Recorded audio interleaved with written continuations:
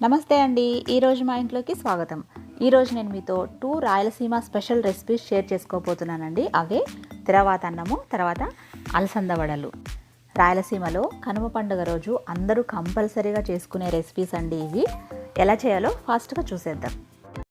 ముందుగా తిరవాత అన్నం ఎలా చేయాలో చూద్దామండి. తిరవాత అన్నంలోకి స్టవ్ ఆన్ చేసుకొని ప్యాన్ పెట్టుకొని అందులో 4 నుంచి 5 స్పూన్లు ఆయిల్ వేసుకోవాలి. ఆయిల్ వేడైన తర్వాత అందులో ఒక ఉల్లిపాయ, తర్వాత పచ్చిమిరపకాయలు ఇలా కట్ చేసుకొని వేసుకోవాలి. నేను ఒక ఉల్లిపాయ ఇలా పొడవుగా కట్ చేసుకొని వేసుకున్నాను. ఆ తర్వాత 12 నుంచి 15 పచ్చిమిరపకాయలు కట్ చేసుకొని ఇలా చీలకల్లాగా వేసుకోవాలి. అవి కొంచెం సేపు ఫ్రై చేసుకున్న తర్వాత 1 స్పూన్ అల్లం వెల్లుల్లి పేస్ట్ వేసుకుంటున్నాను. అల్లం వెల్లుల్లి పేస్ట్ పచ్చివాసన పోయేంత వరకు వేపుకోవాలి. తర్వాత ఇందులోకి ఒక టమాటా పండు, అలాగే 2 రెమ్మల కరివేపాకు వేసుకుంటున్నాను. టమాటా బాగా సాఫ్ట్గా అయ్యేంత వరకు ఫ్రై చేసుకోవాలి. తర్వాత ఇందులోకి బిర్యానీ స్పైసెస్ అన్నీ యాడ్ చేసుకోవాలి. నేను బిర్యానీ ఆకు, పట్టా, లవంగం, మిరియాలు, యాలుకలు, ఇంకా అనాస పువ్వు, జాజికాయ ఇవన్నీ కూడా యాడ్ చేసేసుకున్నాను. ఇవి యాడ్ చేసుకున్న తర్వాత ముందుగానే కాసి పెట్టుకున్న వాటర్ని యాడ్ చేసుకుంటున్నాను. తర్వాత రుచికి సరిపడా ఉప్పు, రంగు కోసం కొంచెం పసుపు కూడా యాడ్ చేస్తున్నాను. ఒకసారి అంతా బాగా కలిపేసుకుంటున్నాను. ఇలా కలుపుకున్న తర్వాత వాటర్ ఇంకొంచెం బాగా మరిగిన తర్వాత ఇందులోకి నేను హాఫ్ అన్ అవర్ ముందే నానబెట్టుకున్న బాస్మతి రైస్ని యాడ్ చేసుకుంటున్నాను. ఈ బాస్మతి రైస్కి 1కి 2 గ్లాసుల వాటర్ కాకుండా 1.25 గ్లాస్ వాటర్ పోసుకోవాలి. అప్పుడే మనకి రైస్ అనేది కొంచెం బాగా పొడి పొడిగా అవుతుంది. తర్వాత కొంచెం పుదీనా ఆకు వేసి ఎక్కువ కలపకుండా జస్ట్ లైట్గా ఒకసారి అంతా కలుపుకుంటున్నాను.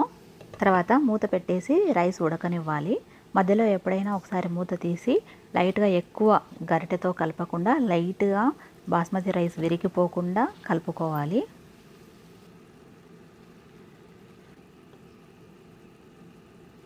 ఇప్పుడు రైస్ బాగా ఉడుకు పట్టింది కాబట్టి మూత పెట్టేసి సిమ్లో పెట్టుకొని కుక్ చేసుకోవాలి.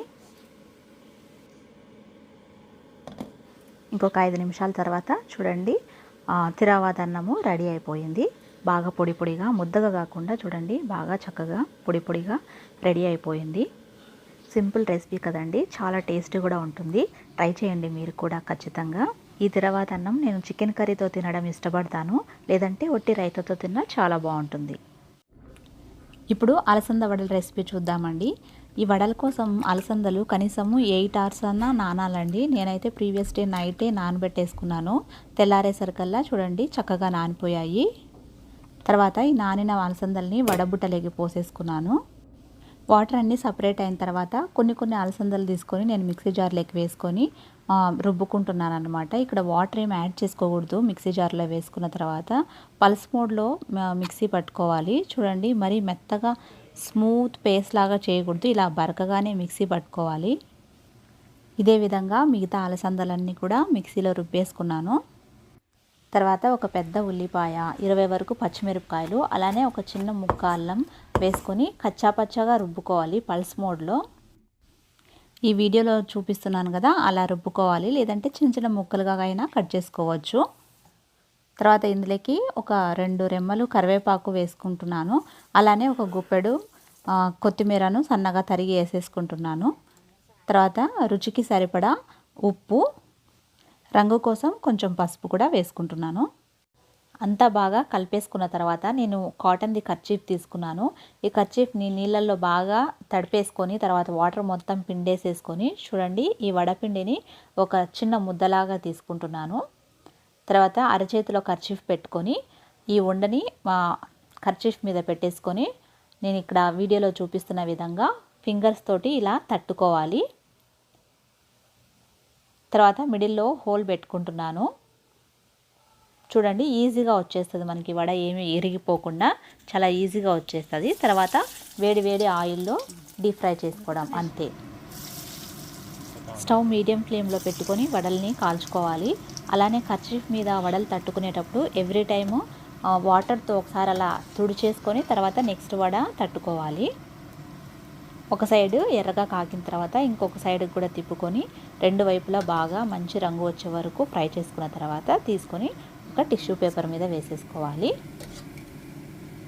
అంతే అండి, క్రిస్పీగా అలసంద వడలు రెడీ అయిపోయాయి. చాలా బాగుంటాయి. ఖచ్చితంగా మీరు కూడా ట్రై చేయండి. అయితే మిక్సీ పట్టుకునేటప్పుడు మాత్రం మీరు వాటర్ యాడ్ చేయకుండా మిక్సీ వేసుకోండి. అలానే పిండి బరకగా కాకుండా స్మూత్గా రుబ్బుకున్నారనుకోండి, ఈ వడలు కూడా స్మూత్గా సాఫ్ట్గా వస్తాయి, క్రిస్పీగా రావండి. సో నేను చెప్పిన విధంగా మీరు మిక్సీకి రుబ్బుకొని అలసంద వడలు వేసుకొని ట్రై చేయండి. చాలా అంటే చాలా టేస్టీగా కుదురుతాయి మీకు కూడా.